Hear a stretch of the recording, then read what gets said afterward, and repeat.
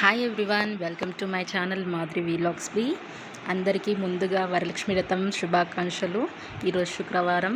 చాలామంది వరలక్ష్మి వ్రతం చేసుకుంటారనమాట. మేము కూడా మా అత్తగారింట్లో వరలక్ష్మి వ్రతం ఈ విధంగా చేసుకుంటున్నాము. మాకు ఏంది అంటే మాకు ఇలా కలుషం పెట్టి అమ్మవారు పెట్టి అలా చేసేయడం ఉండదు అనమాట. మేము నార్మల్గా అమ్మవారి ఫోటో పెట్టుకొని ఫోటోకి పూజించుకుంటాము. వరలక్ష్మి వ్రతం అంటేనే ఆడవారి పండుగ.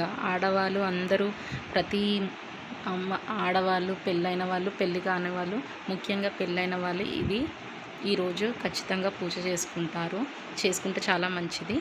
మేము ఏ విధంగా చేసుకున్నామో మీకు చూపిస్తున్నాను. ఇలా ప్రసాదాలు చేసాము. మా అత్తయ్య గారు చేశారు ప్రసాదాలన్నీ.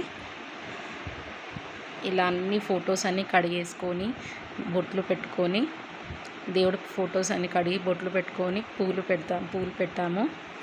2 గౌరమ్మలు చేసాము.